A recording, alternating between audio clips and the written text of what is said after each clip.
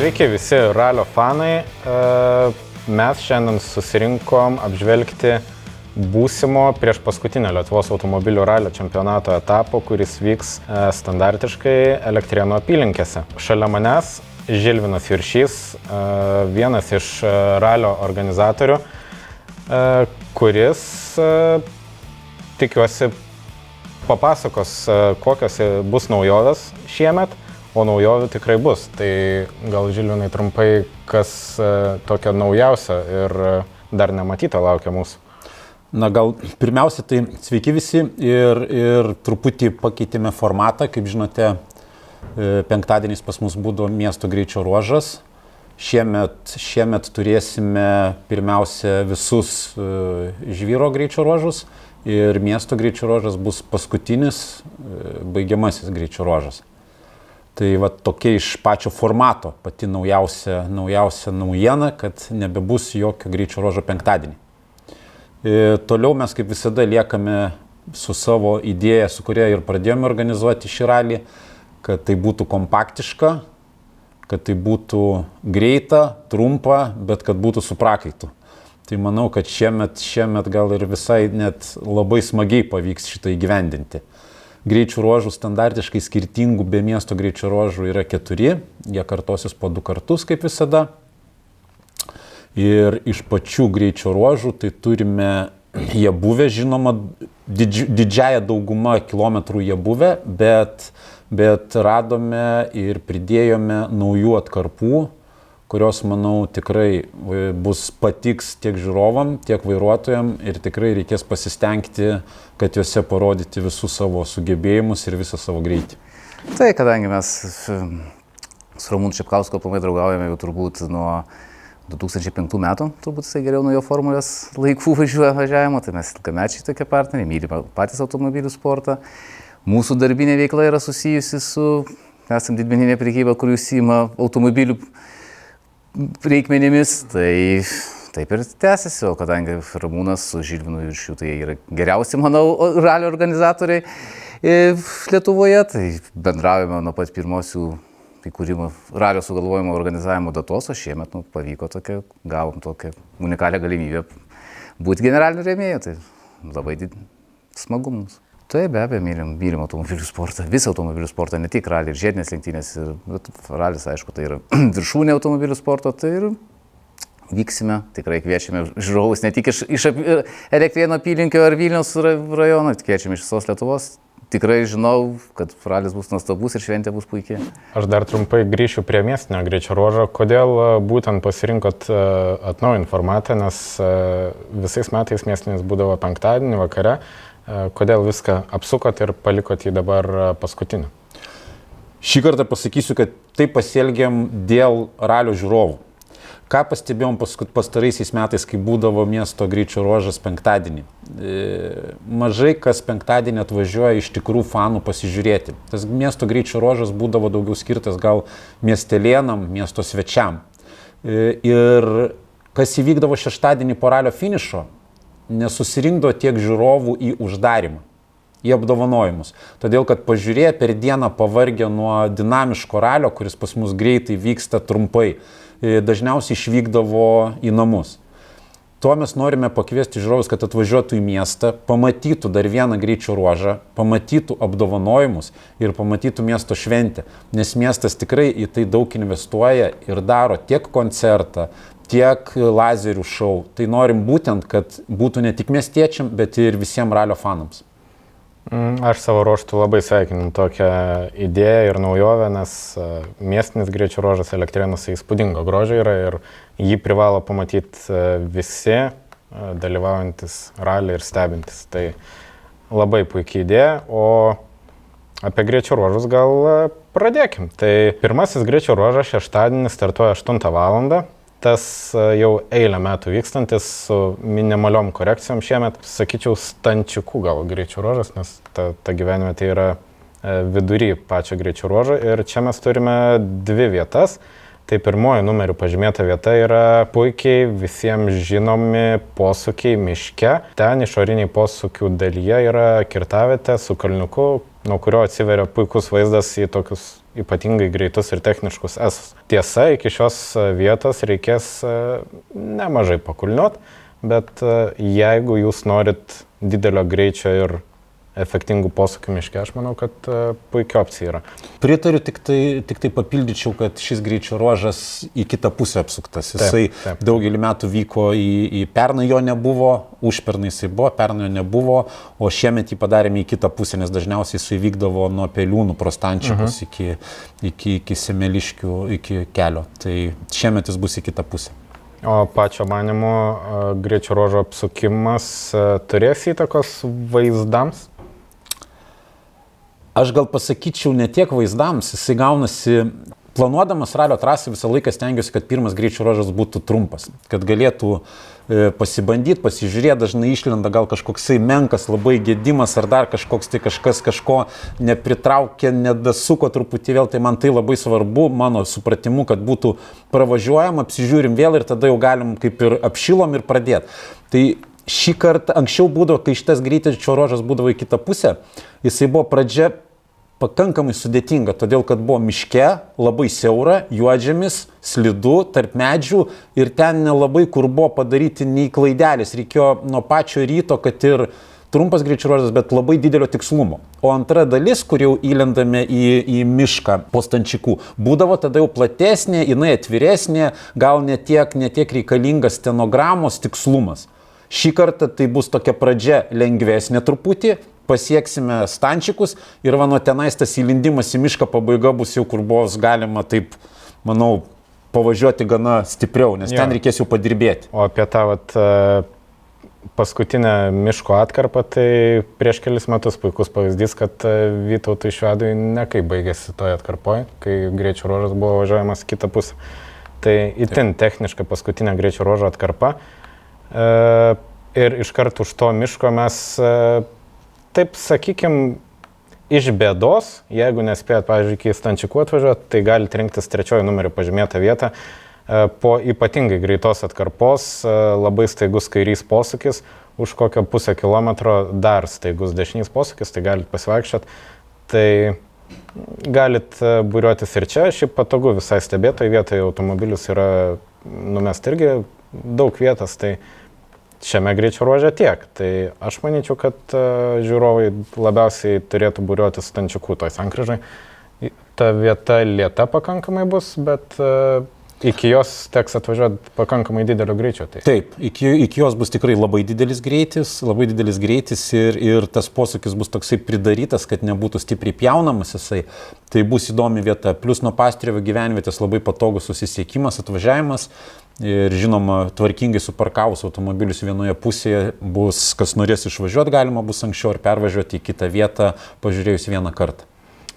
Ir dar pasakysiu, kad paėjus gal kokį pusę kilometro palei srovę, galite atrasti taipogi puikių vietų, tai nebūtinai užsidarykit tam lėtam posūkį, galite šiek tiek ir paturistauti palei srovę. Ir ką, judam prie 2-4 greičio ruožo, o apie jį aš norėčiau užduoti klausimą. Ar organizatoriai pradėjo savotiškas varžytuves, kas surengs kuo sunkesnį ralį? Nes čia yra ralio Dakaras šitas greičio ruožas. Šitas ruožas taip yra pakankamai sudėtingas, gal buvo minčių net truputį jį skaidyti į 2 greičio ruožus, tačiau nesigauna kaip jų sudėlioti su startais, finišais ir pertraukom.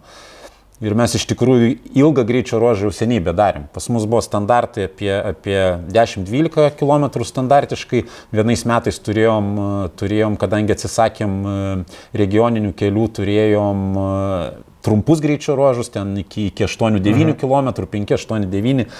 Ir šiemet pagalvom, kad gal visai tokios naujos atkarpos ir tas ilgas greičio ruožas, na, kodėlgi ne. Automobiliai tikrai gerėja, jie atlaiko trasas, tikrai tai yra parkas pakankamai atsinaujinęs, pakankamai stiprus Lietuvoje automobilių, tai kodėlgi ne. Šitas greičio ruožas jis tom įdomus, kad jis nėra visas toks sudėtingas. Jisai yra labai besikeičiančio ritmo. Pradedi vienu ritmu, įvažiuoji labai siaurą dalį, kur tik labai lėtas važiavimas, kaip sakant, kai būna Dakare po smėlio dykumų įlendi tarp akmenų važiuoti, kur turi tiksliai vos neprovežą važiuoti. Po to vėl išvažiuoji labai greitą dalį, tada yra asfalto ir tada vėl pabaiga vėl labai greitą žvyrinį. Tai reikės susikaupimo ir manau, tas, kas važiuos greitai, tiksliai, protingai, tikrai parodys labai gerus laikus.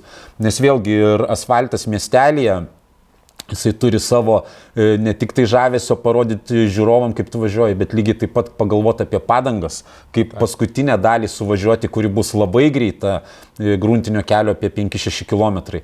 Tai manau, kad ten bus toksai šio ralio labai daug lemiantis greičio ruožas. Jo, tai gali arba susikrauti nemažą persvarą, arba palaidot automobilį ir visas viltis. Tikrai taip. Tai šitam greičio ruože mes turim numatę 3 stebėjimo vietas. Iš tikrųjų, šitam ruože su stebėjimo vietom pakankamai yra sudėtinga, nes privažiavimo kelių nėra daug. 4 numeriu pažymėta vieta yra Ūbiškių gyvenvietė. Po labai greitos žvyrinės atkarpos yra toks, sakyčiau, vidutinio greičio dešinys posūkis ir tam posūkį iškart nuo žvyro pereina ant asfalto, kokie 200 metrų asfaltinis kairys posūkis. Neįgiamas. Jo, su posviriu, tai daug vietos stebėjimui, patogu privažiuoti ir šiek tiek paėjus per visą gyvenvietę yra tokia dirbtinė greičio gesinimo zona į stotelę, kas ten yra. Stotelė, taip, ten iš tikrųjų yra autobusų stotelė. Jo, tai vat, galima čia irgi paturistauti šiek tiek. Jeigu Ūbiškėse jums nepatiktų, siūlom 5 numeriu pažymėtą vietą ir šią vietą mes filmuodami pravažiavom, nes jinai visiškai akla yra. Tai aš tikiu, kad sportininkam, kurie nebus dar labai atsibudę, šitas posūkis irgi gali pateikti staigmenų. Šita vieta įdomi tuo, kad kadangi greičio ruožas yra važiuojamas 2 kartus, jūs galite pasižiūrėti vieną greičio ruožą, tą posūkį kairį į siaurą miškelį, o 4 greičio ruožą jūs galite nuvažiuoti pasižiūrėti Beižionių asfaltinę atkarpą. Deja, reikės užsidaryti tarp greičio ruožų atkarpų, bet aš manau, kad šitie 2 taškai, Beižionis ir šitas posūkis į siaurą atkarpą, tikrai verti dėmesio. Ir patekimas tiek nuo Vilnius, tiek nuo Kauno labai patogus, todėl kad labai geras kelias tiek iki Beižionių iš vienos pusės, tiek iš kitos, nuo autostrados atvažiuojant, tai nereikia ilgo laiko gaišti važiuojant kažkokiais siaurai žvyriniais keliais iki tos vietos. Ir juo labiau, kad prieš tavo kairį staigų posūkį į siaurą miškelį dar yra visai techniška atkarpa prieš srovę. Ir netgi prieš tai yra prieš tą tramplinas, prieš būtent, jeigu važiuojant greitai, tai prieš nusukimą toje sankryžoje toje vietoje yra tramplinas, dešinys toks iššokamas. Nu, aš sakau, kad tą posūkį praleisti ir ten prisidaryti reikalų yra tikrai didelis šansas. Taip. Aš sakyčiau, kad tikrai, šitam greičio ruože tikrai verta užsidaryti. Jeigu kas to nemėgstat ir mėgstat būti mobilus ir greiti, važiuokite į Beižionis. 6 numeriu pažymėta vieta ir čia, sakyčiau, jau slalomo toks elementas yra. Ne? Standartinė vieta prie parduotuvėlės į tokią aikštelę, tada tarp gyvenamųjų namų ir vėl išlendam į asfaltą, po kurio jau seka labai greita žvyrinė atkarpa. Aš papildysiu dar tik tai dėl Beižionių miestelio, kodėl čia tas, nes daug metų darydom tą ralį ir jis nebūdavo per miestelį, bet greičio ruožas per patį jau miestelį, ne pagrindinę gatvę, bet dar nusukant ir padarius, kaip sakant, tą greituminį vos neslalomą, tai yra duoklė to regiono gyventojams vietiniam jaunimui, nes net yra iš Ūbiškių jaunuolis, kuris važiuoja B lygoje ralį sprintą, tai toksai yra jiem duoklė už tą kantrybę, kad tiek metų pakenčia su Ūbiškio greičio ruožu mus, kad jie galėtų ramiai iš namų pasižiūrėti, be dulkių, be nieko, kompaktiškai, įsvylančias padangas ir gal vieno kito atremiantį akmenį ratą. Tai toksai buvo tokia mintis nuo pernai jinai yra ir mes taip visai linkę likti prie jos visada. Mes važiuodami kalbėjom, kad ten aplink greičio ruožą yra nedideli daugiabučiai namai, tai tie gyventojai tikrai galėtų ralio metu paleisti savo balkonus nuomai ir turėti žiūrovam VIP ložės. Lietuviškas ralio Monte Carlos Beižionyse. Būtų puikiai iniciatyva ir idėja. Tai ką, tai tada persiverčiam į antrąją ralio pusę. Čia jau visiems puikiai žinomas greičio ruožas su naujom atkarpom. aplink bijūnus. Analizuodami greičio ruožus atkreipkite dėmesį, kad organizatoriai bijūnų gyventojų labai nemyli ir visiškai izoliavo gyvenvietę. Tai Žilvinai papasako, kaip čia taip gavosi, kad bijūnų gyventojai praktiškai neturės greičio ruožo metu jokių šansų išvažiuoti. Na vėlgi, taip atsitinka, kad lygiai taip pat kaip su 2-4 greičio ruožu. Kodėl jis toks ilgas ir sudėtingas, nes nėra kelių išvažiavimo. Ir arba tu tada darai trumpą greičio ruožą, arba jisai netoks įdomus apsukant, kad trasa nesikartotų su praėjusiais metais. Tai jeigu nori naujos dalies ir tuo pačiu, kad būtų į kitą pusę negu važiuota kelis metus, nenori atsitinka toksai dalykas, kad pasižiūrė, ogi tie keliai, kur žemėlapį tikrai pravažiuojami, jie yra nepravažiuoja. Arba jų nėra, arba užaugę. Žemėlapį yra, bet jie yra į niekur. Tai panašiai ir buvo šiuo atveju, lyg žiūrėjom, dėliom viskas gerai, bet po to pasižiūrėjom, kad iš tikrųjų taip yra. Bet išleisim, yra pagrindinis kelias ir su gyventojais kaip tik buvome vakar susitikime, aptarėme tos klausimus ir pasistengsime, kad jiem nereikėtų visiškai būti uždariem 4 valandas. Bet ne viena miestelį. Ūbiškėse kiekvienais metais miestelis pilnai uždarytas būna ir neišvažiuoja. Ir žmonės, jeigu iš anksti juos informuoja, jeigu jie perspėja savo artimuosius draugus, giminės, jeigu jie patys susiorganizuoja laiką išvykimo, atvykimo, tai jie supranta, kad vieną dieną per metus pakentėti verta dėl to, kad paskui galėtumėm, gimtų tokie sportininkai išsivystų, kad galėtumėm sausį žiūrėti ralį per televizorių, turėti didžiausią vėliavą ant dykumos ir taip toliau. Tai manau, čia yra tęstinis dalykas nuo to, ką mes visi organizatoriai darome. Na ir aš manau, kad Elektrėnų apylinkių gyventojai tikrai myli ralį, tai kaip ir minėjai, per metus 4 valandas galima tikrai pakentėti ir nebūtina tikrai niekur išvažiuoti. Žiūrėkit ralį savo apylinkėse, gyvenvietėje, nes šitas greičio ruožas turės labai įdomių stebėjimo vietų. Pirmoji atkarpa bus itin siaura, techniška ir pakankamai lėta, ne, miške? Taip, tikrai bus panašiai kaip pirmo greičio ruožo finišas, kaip minėjome. Miške tai lygiai taip pat bus siaura, tikrai negreita. Keletas gal bus tokių vietų tik greitesnių ir labai seniai važiuota buvo prieš 10 metų, paskutinį kartą. Iki tol niekas nevažiavo, tai pradžioj reikės susikaupti, tikrai pagalvoti apie tai ir pakankamai akmeninga ir pagalvoti apie tai, ar neverta pasaugoti padangas, nes greičio ruožas beveik 14 km.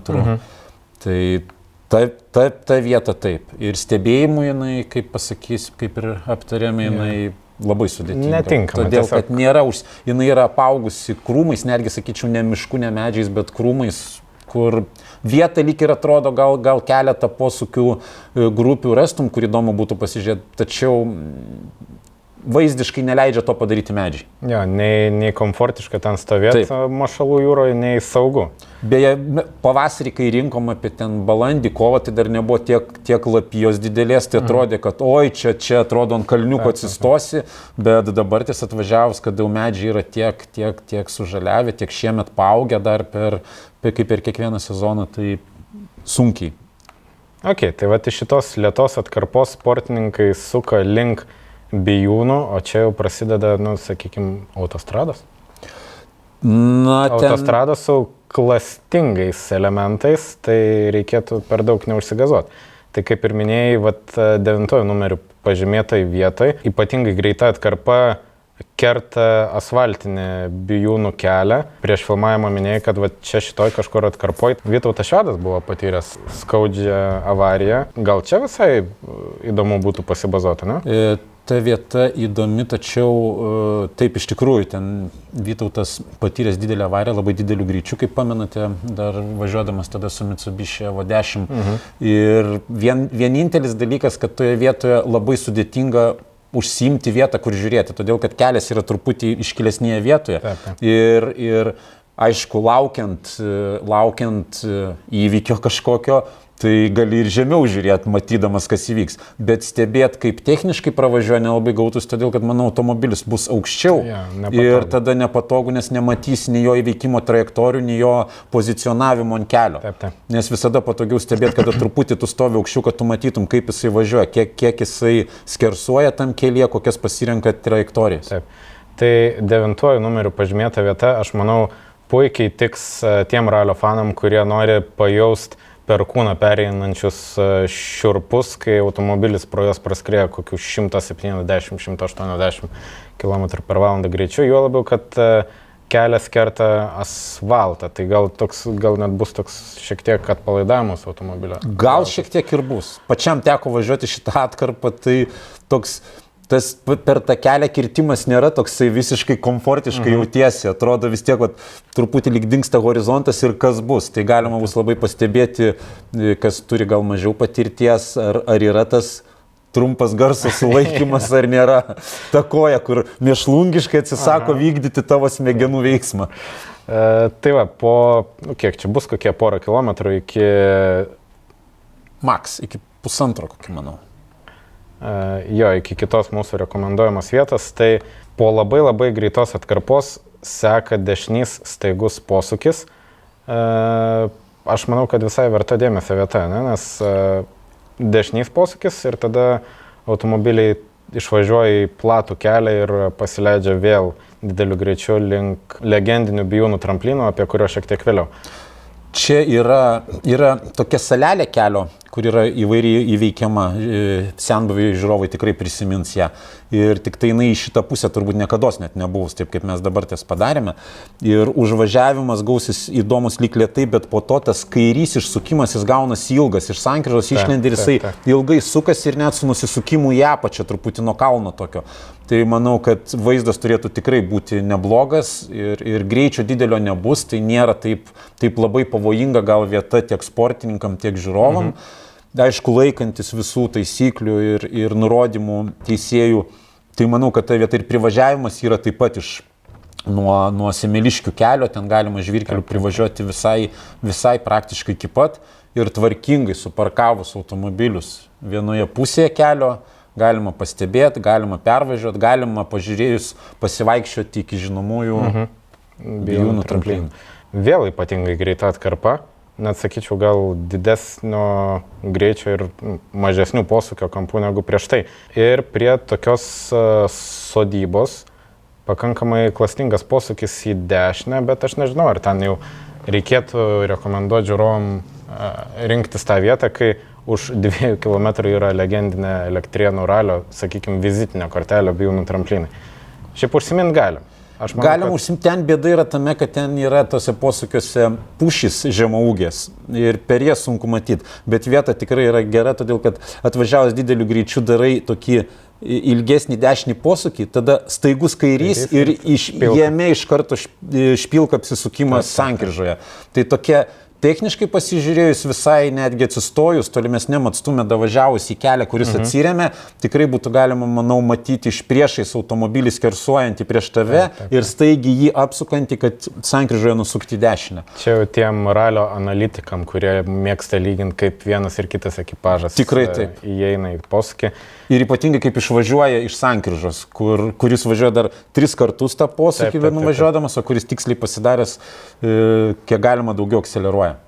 Tai turėkit šitą vietą omeny, mes jas į žemėlapius neįdėsim arba įdėsim kitą spalvą, tai aš manau, kad vis tiek daugiausia žiūrovų sutrauks Bijūnų tramplinai. Ten būna šimtai, gal net, sakykime, porą tūkstančių žmonių tikrai ant tų kalvų.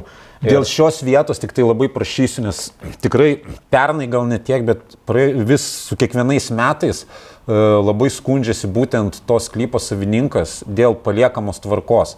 Tikrai yra geranoriškas gyventojas, geranoriškai bendraujam su juo ir jis tikrai supranta, kad atvažiuoja žiūrovai, pažiūrės tenais, tikrai nėra ten nei javai, nei rūgiai, nei rapsai, nei kopūstai, nei morkos. Tačiau susirinkti reikia daiktus, ypatingai, kad dabar ties nėra malkos, nėra prisiveža vienkartinių žmonės grillinių vėl. Susimeskit maišus, paprasčiausiai vėl. Jūs mums padėsit, mes jums renginį kitais metais, dar kitais ir dar kitą 5-metį padovanosim. Nes tik nuo jūsų priklauso mūsų santykiai su gyventojais. Nes šitoj vietoje mes jau įtakoti, kad ir kaip norėtumėm, galim tik paprašyti ir galvą nulenkti.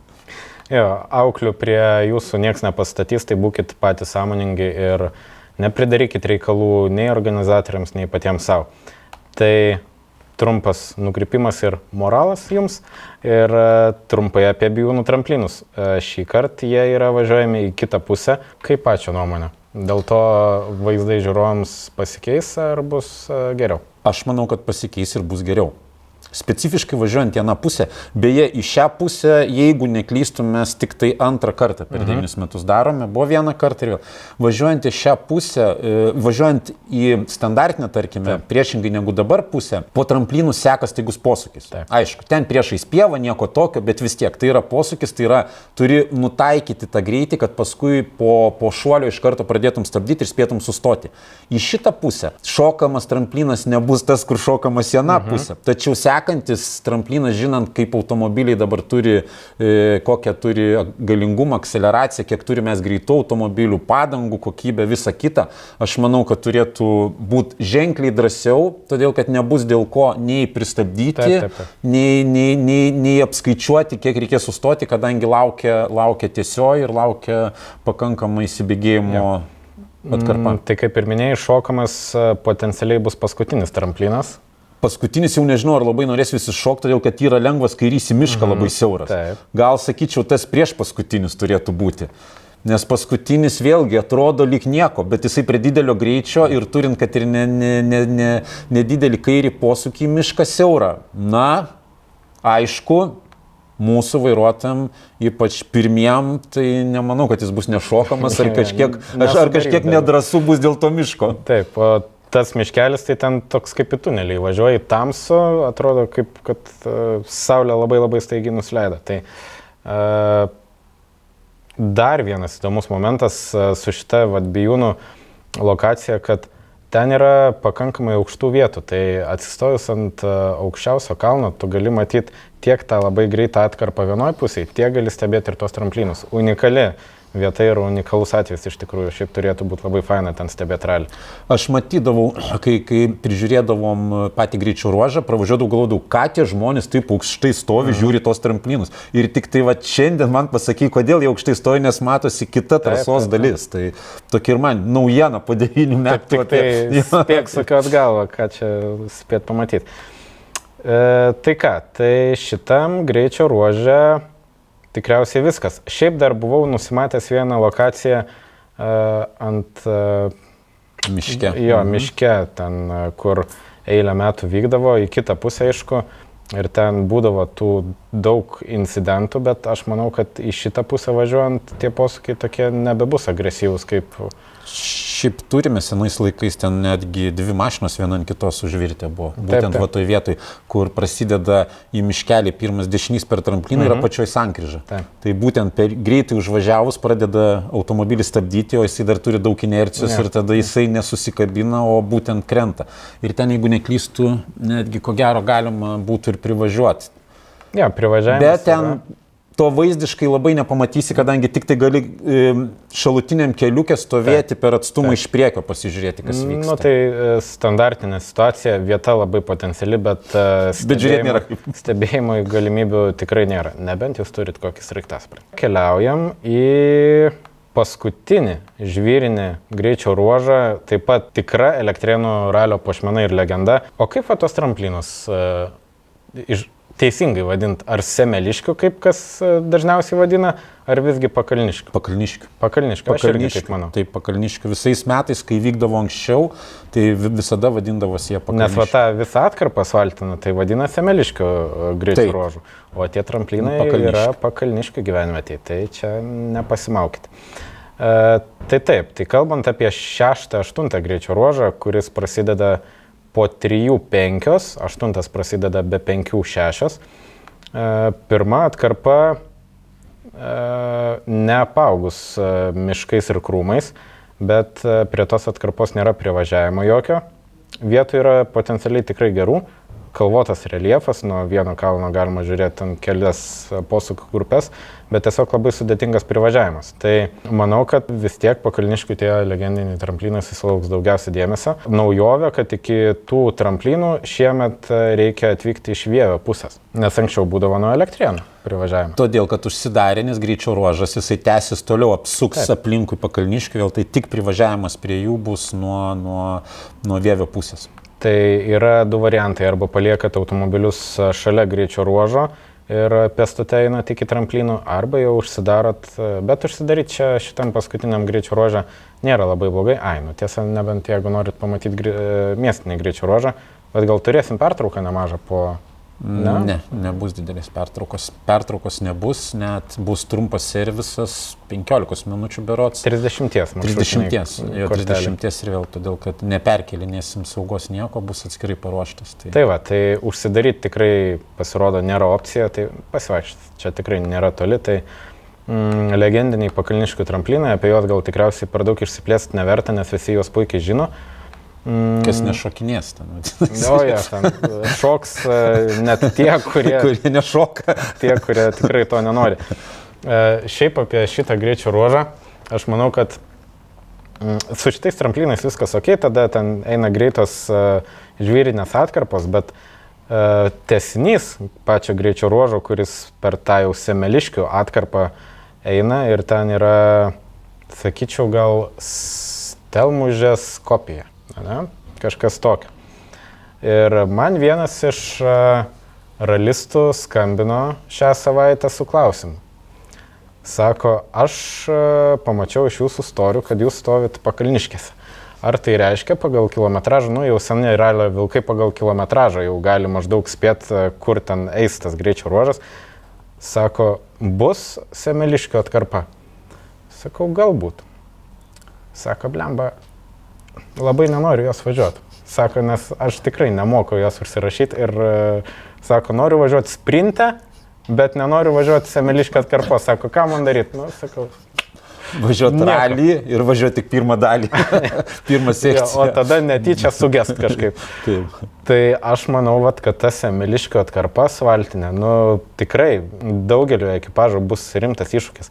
Nes mes bandėm šiaip susirašinėti tą greičio ruožą, tą atkarpą Semeliškių. Kaip pats šturmanas tikriausiai sutiksi, kad ten neįgudusiam driveriui ten galva net nelabai supranta, kaip ten ką užsirašyti. Tai aš ne tik kaip šturmanas, aš tą greičio ruožą važiavęs kaip vairuotojas ir su priekio varomu automobiliu, ir su Mitsubishi, tai man jis yra suprantamas, suvokiamas, taip pat kaip ir Stelmužės greičio ruožas, kaip ir anksčiau buvusi Beržinka, kuria teko ne vieną kartą važiuoti ir būdavo atkarpų, kur turi važiuoti tiesiai, pravažiuoji tiesiai, bet nesupranti, kad kelias vingiavo, bet tu nuvažiavai tiesiai. Tik tai pasikraipiai kažkokiu tai būdu, kelias suvingiavo tu tiesiai. Čia yra lygiai tokia pati specifika.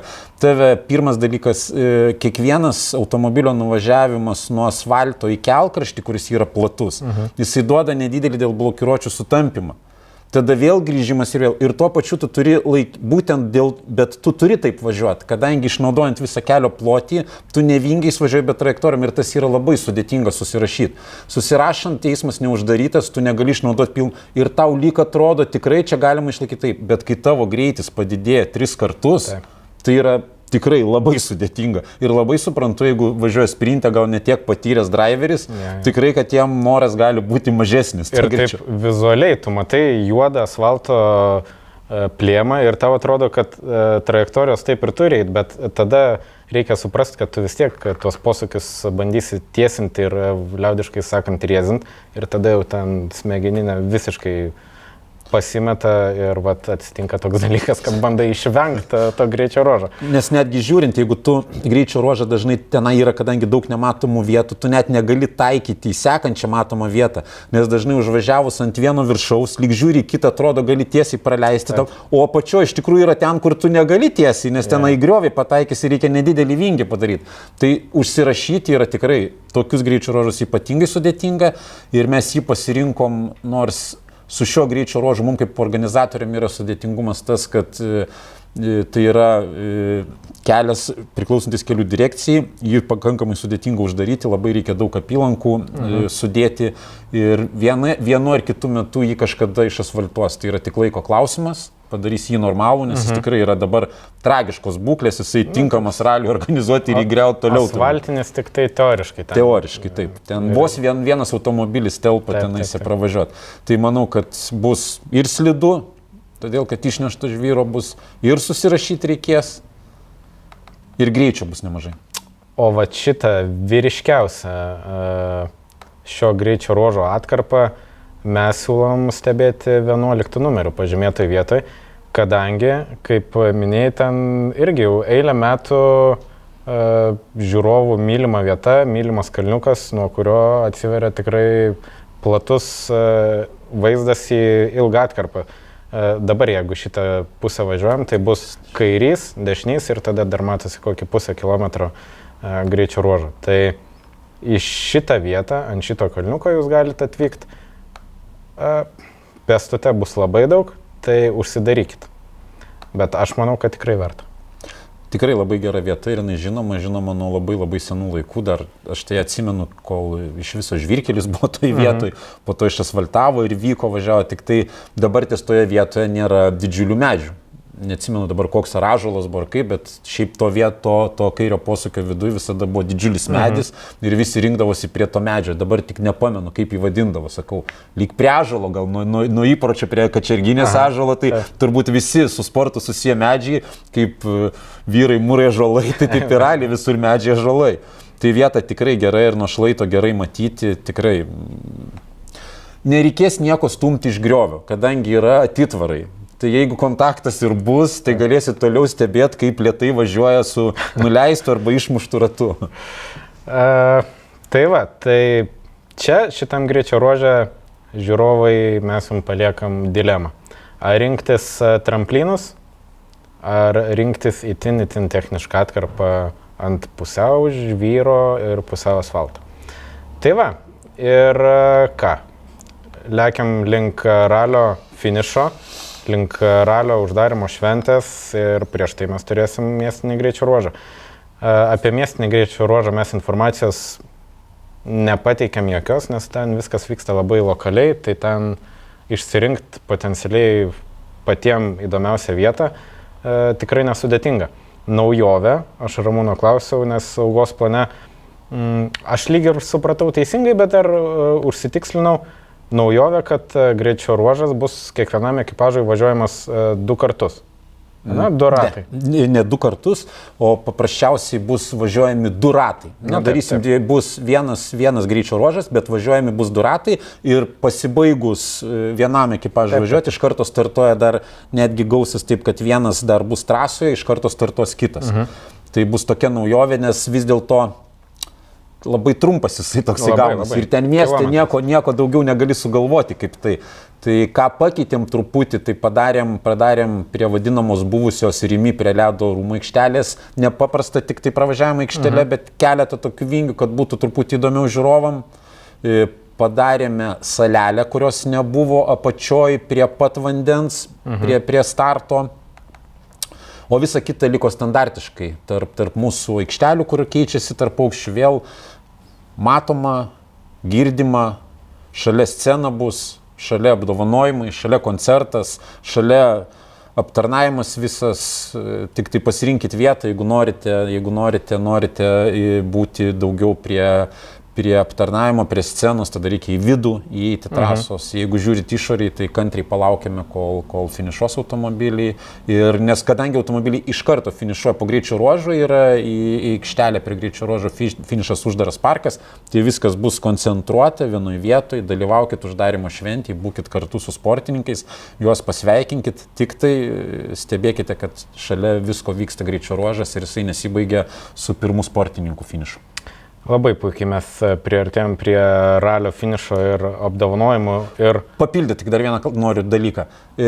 Power Stage'as ne miesto greičio ruožas. Power Stage'as 8 bus. Tai, nes dažnai žiūrovai turbūt nebūna paskaitę arba netidžiai gal pasižiūri rezultatus Autorally LT ir bus 8 greičio ruožas. tas su pakalniškių vyriškas. tramplynais ir su prie ąžuolo. Ja. Nors neaišku, ar tai ąžuolas. Tai va, tai apie miestinį greičio ruožą aptariam.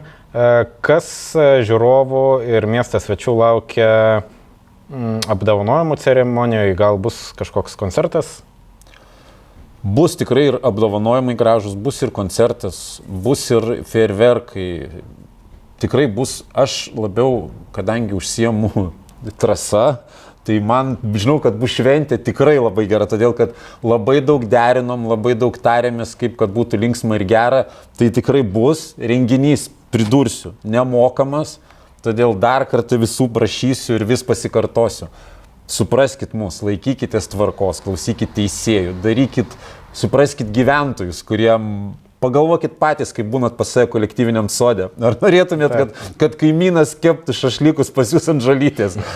Gal jis ir atleistų, jeigu jūs, kai jo nėra, išsikeptumėt ir išsineštumėt, bet nepaliktumėt. Tai bus, šventė tikrai miesto bus ir kviečiam pasilikti, tam ir skirtas jum greičio ruožas mieste kaip paskutinis ralio greičio ruožas. Kuriame, kaip žinot, Belai Mintralį, prisiminkime Fordo metus Mikolaikose, kada stebėjo visa komanda su tauriam šampano ir dublį sveikino. Ir dėja, likus toks patyręs meistras kaip Latvala, net likus visai nedaug ir atrodo gali nulemti ralio baigti. Tai va, atrodo jau matuojasi taures, o vienas nelemtas bordiūras ir taurės atitenka tavo varžovui. Žinot, kaip sako vairuotojai visą laiką, sunkiausia yra lėkti negreitai. Ok, tai aš dar vieną klausimą turiu, kadangi pats labiausiai prisidedi prie greičio ruožų ir visko, kas susiję po renginio. Ar atsimeni kokią nors tokią, kaip juokingiausią priekaištą iš gyventojų ir ką jums teko tvarkyti tokio didžiausią per visą savo Elektrėnų ralio organizavimą? Ar ten buvo nuversta kažkas, ar sulaužyta, ar sugadinta? Kas metai mums sportininkai padovanoja dovanų. Kas metai sulaukėme skambučių, pas mane mėsa genda, nes elektros nėra, išvertė skydelį ar panašių, ten visko atsitinka. Gal aš pašnekėkim ne apie blogą, bet pašnekėkim apie tai, kad ralis nėra visiškai blogai, o kartais jis yra gerai. Vienais metais mes darėme greičio atkarpą, kuri, ko gero, niekados nebuvo buvusi. Na ir aišku, kai pradėjom važiuoti pro gyventojus, nes pirmą važiuojam, pasakom, kad vyks ar nieko, vienas taip su sąlyga, kad čia užtversit, man kiemo neišmindys. Nu gerai, vėl kitas taip nieko tokio, čia tik tai, kad pievutės ne. Atvažiuojam, ne, sako, ne, tikrai ne. Kodėl ne? Nes iš tikrųjų greičio ruožas eina pro žmonių kiemą. Ir gana greita vieta, tikrai greita vieta. Ir eina, jie taip pasistatė su metais namus, kad vienoje kelio pusėje yra jų gana arti kelio namas, toliau vaikų namas, o kitoj pusėje yra jų kluonas, technika. Ir jie yra tikrai stambus ūkininkai, turintys ir svarų žodį bendruomenėje. Ne. Nu ir taip. Rado tada pasteisinimą, čia mano tujos. Gerai, ką daryti su tom tujom? Tai įsivaizduokit, 25 segmentus už tvoros statėm, nes buvo pernai pasodintos mažos tujos. Viskas tvarkoj. Jau šiaip taip susitarėm vėl. Praeina ralis, važiuoju nuimti, reikia tas tvoras pas tos gyventojus, O jie kaip tik savaitgalį išvažiavę buvo, atvažiuoju visos tvoros ant tų tujų. Viskas užgriuvę nuo vėjo ar kažko, neparėmėm ar vėl. Na galvoju, dabar jau nuvažiuosiu pirmadienį, tai tikrai žegnokis, būsiu apšauktas, apriektas, gal net ir primuštas. Atvažiuojam, šiaip žiūriu, su šypsena ateina, tai jau galvoju, tokie nervai, kad jau net juokėsi iš to. Bet pasirodo, kai nugreideriavo kelią, jie turi, kadangi daug sunkvežimių traktorių, jiems būdavo sudėtinga labai važiuoti, kadangi buvo užžėlę ir kelias jau tiek susitraukęs, niekaip neprasilenkdavo, tai su traktoriais braukydavo, tai veidrodėlius, tai ką, sako, kaip gerai, kelias, sako, 2 metrais praplatėjo, aš laukiau kaip tos tujos, tai čia, sako, viena kita nieko tokio, čia, sako, mes nepirkom, patys auginam, prašau. Žodžiu, iš didelio pykčio gali gimti ir geri dalykai, žodžiu. Tai čia gražia ir juokinga nata mes kviečiam jūs atvykti į Alburnus ralį Elektrėnai rugsėjo 8-9. Pagrindinis veiksmas 9 dieną, 8 dieną atidarimas, Prieš startinę techninė, zoną administracinė. išrikiuoti automobiliai, atidarimas, himno gėdojimas o aišku iš ryto kaip visada administracinė techninė komisija ir susipažinimas. Tai va, tai susimatom visi Elektrėnų apylinkėse, laukia labai smagus renginys, labai techniškas ralis, kaip ir kasmet, ir geros nuotaikos ir svarbiausia gero oro. Ačiū tau, Žilinai. Ačiū, dėkoju visiems.